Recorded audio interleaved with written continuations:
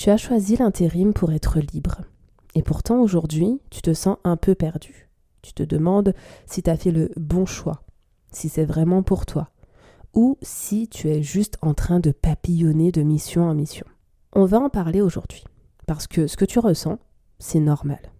Et surtout, parce qu'il y a un moyen de retrouver ton cap.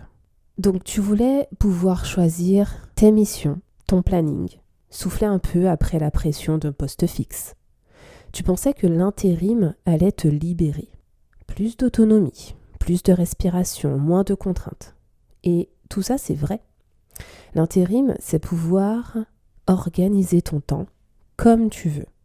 Prendre plus de pauses qu'une salariée fixe, respirer un peu entre deux missions longues ou stressantes. C'est presque un luxe.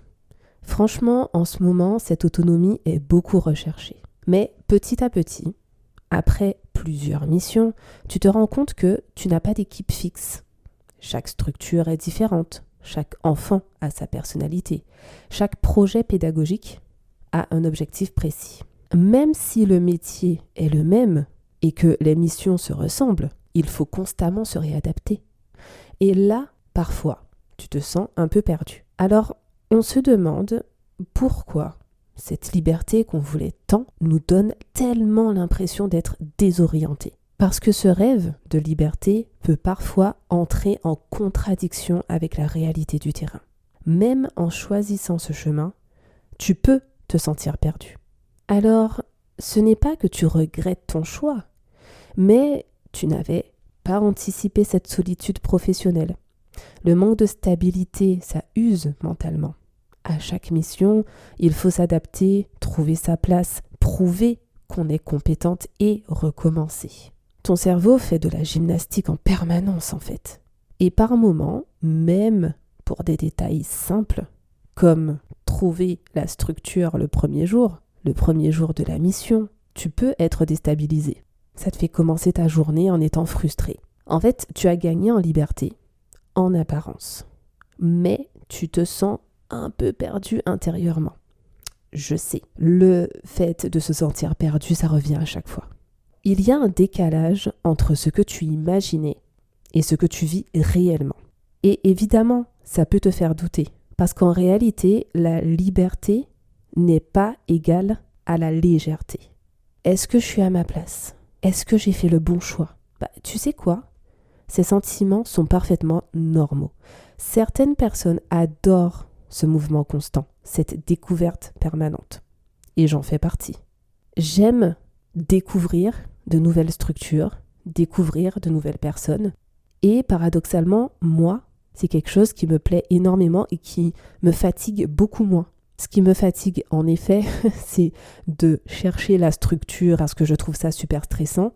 Mais au-delà de ça, l'intérim, c'est enrichissant et stimulant. Et effectivement, d'autres personnes peuvent le trouver usant. Ça demande un ajustement mental et émotionnel. Quand j'ai commencé l'intérim, je ne savais pas tout ça. Pour moi, c'était la meilleure solution par rapport à ma vie personnelle. Et finalement, je trouve ça enrichissant de fou. Parce que ça l'est, tout simplement. Tu es en apprentissage constant. Bon, après, il y a des moments où tu peux te sentir flottante, moi aussi, tout le monde, et dans n'importe quel métier finalement. Alors comment retrouver un peu de clarté et de sérénité ? Parce que je pense que c'est ce qu'on recherche le plus dans sa vie personnelle et professionnelle. Reviens à ton pourquoi.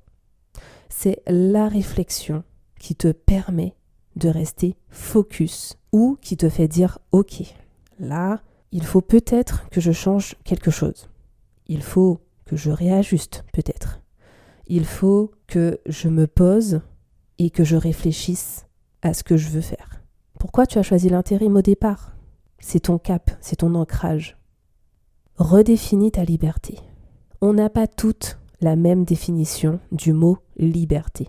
En tout cas, ce qui est sûr, c'est que ce n'est pas faire ce qu'on veut tout le temps.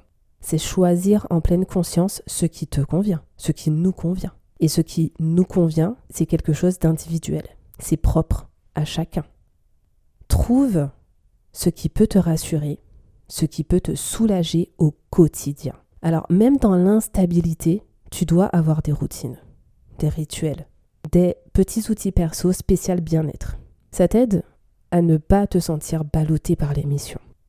Cultive des liens, même éphémères, avec les collègues, avec les enfants. Tu n'as pas besoin d'être attaché sur le long terme, mais ces petits liens rendent les missions beaucoup plus humaines, beaucoup plus légères et beaucoup moins robotiques. C'est vrai, l'intérim peut sembler paradoxal. Tu es libre, mais tu dois respecter ton engagement. Quand tu te positionnes sur une mission, tu dois y aller. C'est du respect envers tes collègues, c'est du respect envers l'agence, c'est du respect envers la structure et c'est du respect envers toi-même. La liberté, ce n'est pas l'absence de règles, c'est choisir, comme je l'ai dit tout à l'heure, en conscience, avec respect et responsabilité. Ce qui est sûr, c'est que chacun définit sa liberté différemment. Pour certaines, c'est l'argent. Pour d'autres, le choix des missions. Pour d'autres encore, l'expérience acquise. L'important, c'est de rester aligné avec ton propre pourquoi. Et si tu veux aller plus loin, trouver encore plus de pistes concrètes pour gérer cette liberté et ce stress, je t'en parle en détail dans mon livre « Petite enfance en intérim. Liberté, doute et réalité d'une AP remplaçante ». Le lien est dans la description si tu veux le découvrir. Pour finir, se sentir perdu n'est pas un échec. C'est juste une étape de réajustement. L'intérim peut être une vraie liberté si tu apprends à l'habiter plutôt qu'à le subir. Chaque personne a sa propre définition de la liberté. Je le redis parce que c'est important de le comprendre. La clé, c'est de la redéfinir pour toi et de revenir à ton pourquoi. Alors prends un moment pour te poser ces questions. Qu'est-ce que liberté veut dire pour moi? Pourquoi j'ai choisi l'intérim? Donc ça, c'est dans le cas où tu es déjà intérimaire. Ou pourquoi je voudrais me lancer? Et ça, c'est si tu as le projet de devenir intérimaire. En tout cas, si ce sujet te parle, n'hésite pas. Mon livre « Petite enfance en intérim, liberté, doute et réalité d'une AP remplaçante » peut t'aider à comprendre encore plus de choses. Si tu as aimé cet épisode, pense à t'abonner et à liker. Et moi, je te dis à bientôt. Prends soin de toi et de tes missions.